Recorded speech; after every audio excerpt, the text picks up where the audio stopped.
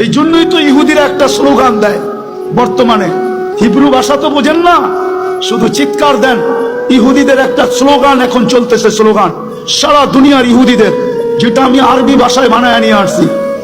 ইহুদিদের স্লোগান, এখনই সময়, এখনই সময়, এখনই সময় আনতুদাম্মিরুল মুসলিমিনা কাইফা তুরিদুনা আনতুদাম্মিরুহা। এখনই সুবর্ণ সুযোগ, যেমন মনে চায় মুসলমানদেরকে জমিনের সাথে মিশায়া দাও, এখনই সুযোগ।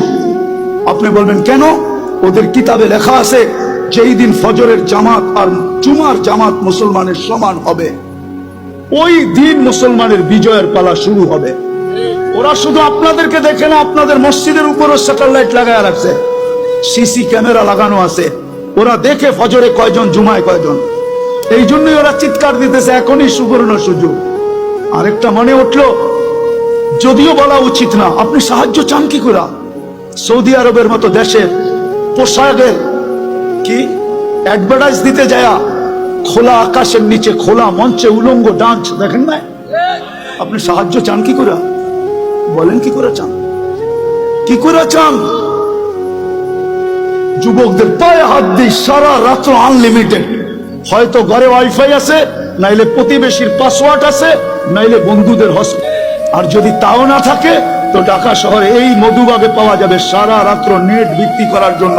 ও সজাগ থাকে, যার নেট শেষ সাথে সাথে যোগাযোগ সাথে সাথে এমবি পাঠায় দেয়, সারা রাত্র নেটের ভিতরে ঘুরতে থাকে।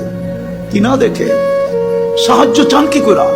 বিদায় আসেন, আসেন, আসেন, আসেন, তওবা করি আজকে, তওবা।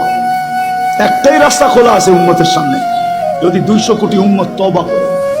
কিন্তু আফসোস তো আমাদের, আফসোস আমার এটাও, আমাদের স্কলারদের কাছে আমার একটা আফসোসের আবেদন, আজ পর্যন্ত কোন দুনিয়ার কোন দেশের স্কলারদেরকে দেখলাম না, ধর্মীয় স্কলারদেরকে সারা দেশের মানুষকে বলল যে চলেন ফিলিস্তিন আমাদের থেকে 7 সমুদ্র 13 নদীর ওই পারে, আমরা কিচ্ছু করতে পারি না, চলেন আমরা একটা দিন তওবা ডে উদযাপন করি, আজকের দিনে আমরা তওবা করব।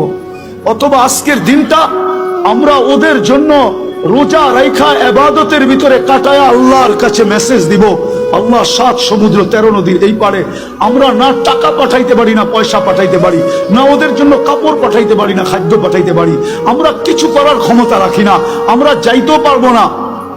যদিও সমস্ত দেশ অনুমতি দিবে, কিন্তু আপনার প্রতিবেশীর দেশ অনুমতি দিবে না যে আপনি ইসরায়েলে, ফিলিস্তিনে যাবেন ইসরায়েলের বিরুদ্ধে, আপনার প্রতিবেশী দেশ আপনাকে অনুমতি দিবে না, না, না, না, না।